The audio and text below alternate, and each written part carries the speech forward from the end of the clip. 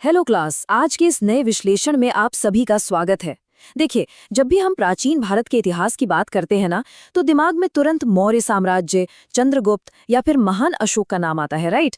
लेकिन आज हम एक ऐसे अंडरडॉग की बात करने वाले हैं जिसे इतिहास के पन्नों में शायद वो जगह नहीं मिली जिसका वो हकदार था। शिशुनाग वंश।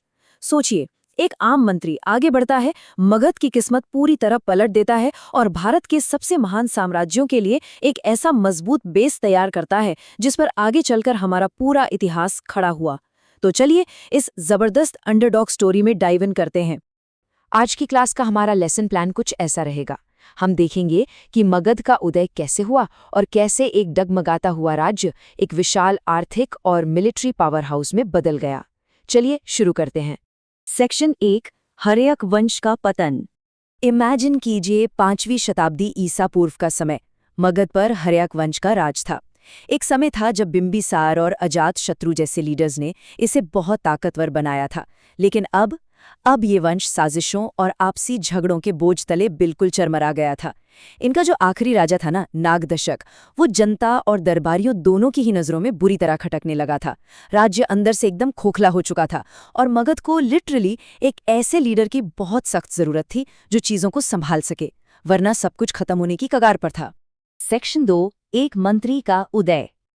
अब जरा सोचिए, राज्य इतने बड़े संकट में है, ऐसे में कोई शाही परिवार का व्यक्ति नहीं बल्कि एक आम मंत्री राज्य को बचाने के लिए आगे आता है।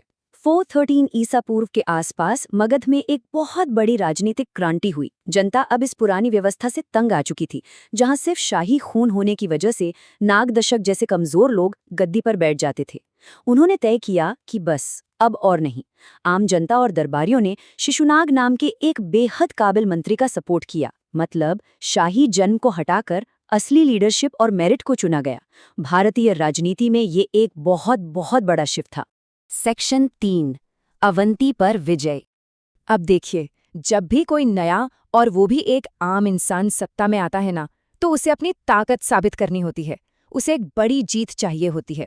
तो क्लास, आपके लिए एक छोटा सा पॉप क्विज है। मगध के रास्ते का सबसे बड़ा कांटा, उनका सबसे मजबूत पश्चिमी राइवल कौन सा महाजनपद था? थोड़ा दिमाग लगाइए। और सही जवाब है अवंती। जी हाँ, वही उज्जैन जिसकी राजधानी थी।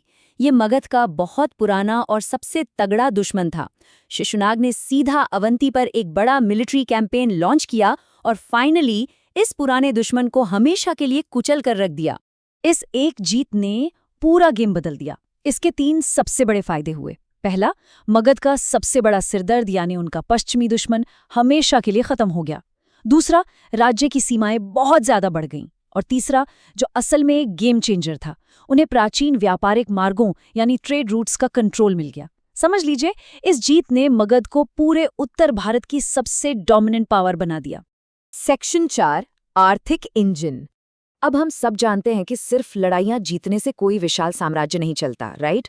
आपको बहुत सारा पैसा और रिसोर्सेज चाहिए। शिशुनाग शासकों ने अपने पूरे एडमिनिस्ट्रेटिव सिस्टम को इस तरह डिजाइन किया कि वो एक आर्थिक महाशक्ति बन गए। मगध की इकोनॉमी के 3 मेन पिलर्स थे। पहला, खेती। गंगा नदी के आसपास की बेहतरीन उपजाऊ जमीन से ढेर सारा अनाज आता था। दूसरा, मैन्युफैक्चरिंग। लौह अयस्क यानी आयरन ओर की खदानों से उन्होंने अपने लिए सबसे घातक और बेहतरीन हथियार बनाए। और तीसरा, लॉजिस्टिक्स। नदियों के नेटवर्क ने ट्रांसपोर्ट और ट्रेड को सुपरफास्ट कर दिया। इन्हीं प्राकृतिक संसाधनों की वजह से वो इतनी विशाल सेना और एक स्टेबल गवर्नमेंट चला पाए। सेक्शन 5, राजधानियां और आस्था। शिशुनाग वंश के लीडर्स बिल्कुल आज के किसी मॉडर्न सीईओ की तरह सोचते थे। उन्होंने प्रशासन को चुस्त रखने के लिए अपने हेडक्वार्टर्स यानी राजधानियों को भी बड़ी स्ट्रैटेजी के साथ शिफ्ट किया। शुरुआती दौर में सत्ता का केंद्र राजगृह था। फिर बीच में वो इसे वैशाली ले गए क्योंकि ट्रेड और व्यापार के हिसाब से वो लोकेशन बहुत शानदार थी। लेकिन फाइनली शिशुनाग के बेटे कालाशोक के टाइम पर उन्होंने पावर का सेंटर परमानेंटली पाटलिपुत्र में शिफ्ट कर दिया। और आपको पता ही होगा, यही पाटलिपुत्र आगे चलकर दुनिया के सबसे महान शहरों में से एक बना। लेकिन मगध में सिर्फ राजनीतिक बदलाव ही नहीं हो रहे थे, बल्कि समाज भी बहुत गहराई से बदल रहा था। इसी दौर में गंगा के मैदानी इलाकों में बौद्ध धर्म और जैन धर्म का बहुत तेजी से प्रसार हुआ। भगवान बुद्ध और महावीर की शिक्षाएं लोगों के सोचने का तरीका बदल रही थीं। अहिंसा और नैतिकता पर फोकस काफी बढ़ रहा था। और सबसे अच्छी बात यह थी कि शिशुनाग शासक बहुत टॉलरेंट थे। उन्होंने इन शांतिपूर्ण फिलॉसफीज को बिना किसी रोक टोक के फलने फूलने का पूरा मौका दिया। इसी धार्मिक सहिष्णुता का एक बहुत क्लासिक एग्जाम्पल है कालाशोक का वैशाली में द्वितीय बौद्ध संगीति यानी सेकेंड बुद्धिस्ट काउंसिल को होस्ट करना। इसका मेन मकसद बौद्ध समुदाय के बीच नियमों और डिसिप्लिन को लेकर चल रहे मतभेदों को मिल बैठकर सुलझाना था। ये साफ दिखाता है कि उस दौर के शासक कितने खुले विचारों वाले थे।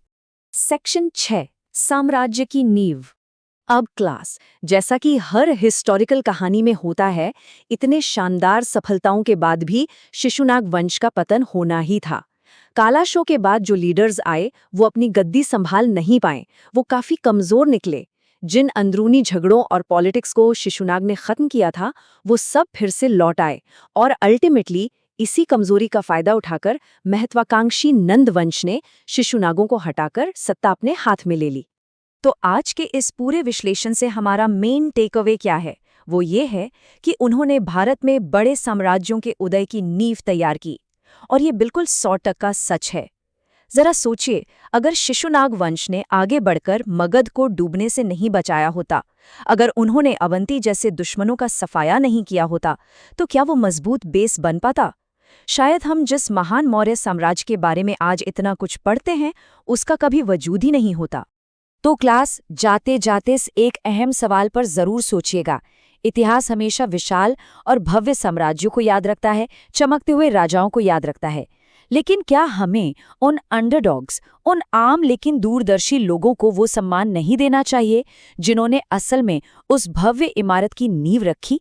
शिशुनाग वंश का नाम भले ही कम लिया जाता हो, लेकिन उन्होंने प्राचीन भारत की तकदीर सच में हमेशा के लिए बदल दी थी। आज के इस दिलचस्प सफर में मेरे साथ जुड़ने के लिए बहुत बहुत शुक्रिया।